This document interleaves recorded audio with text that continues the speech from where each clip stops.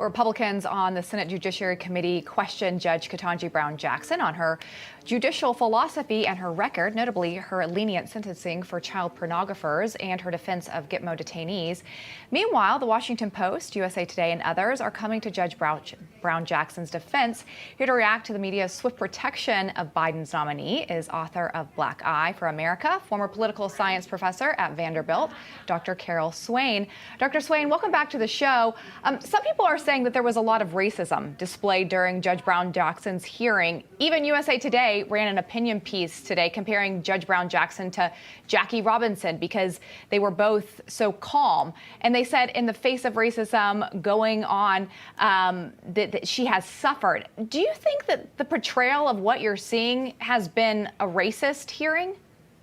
There's nothing racist about it except the manner in which she was selected and the fact that we're having this discussion that Black people, when the progressives put them forward to advance their own agenda, it seems that any serious questioning or standards applied to a Black person who is a progressive, that will be dismissed as racist.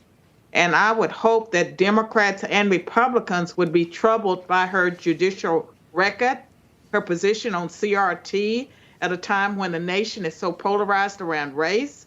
That's very concerning. And her inability or refusal to define what a woman is a clue as to how she would vote if a Title IX case came before her about trans women competing against biological women in sports. So there's every reason for them to seriously question her, and it's not racist. Well, that question about defining a woman definitely got a lot of play. The Washington Post came to her defense saying that that was an attempt to undercut her and that the question was, according to them, quote, remarkable bad faith. And, and your point exactly. I mean, you got abortion, transgender issues, all this stuff coming up. So, how do you think that she should? I mean, I think that she should have had to answer that question. She was selected because she was a Black woman. So I don't think this was a tough question. Well, the thing about it is she answered the question by not answering it. And so it's very clear to me that she is signaling her position if a case were to reach her about trans women, biological men competing against biological females in sports. And so it was very relevant. And if I were a Democrat, I used to be, I would be deeply disturbed.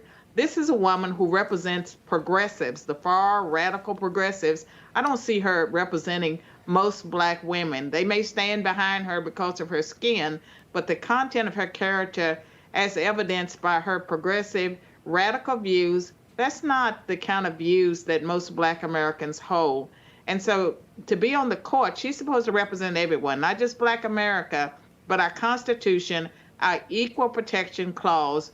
There is no place for CRT and for the equity as equal outcomes rather than equal opportunity. All of these things facing our nation, and we had the wrong nominee. And I wish some Democrats would stand up and get behind one of the other Black women. If we're going to limit it to Black women, there were two others that would be more acceptable than this nominee, handpicked by the radicals because she's one of them. She's a safe choice for their agenda.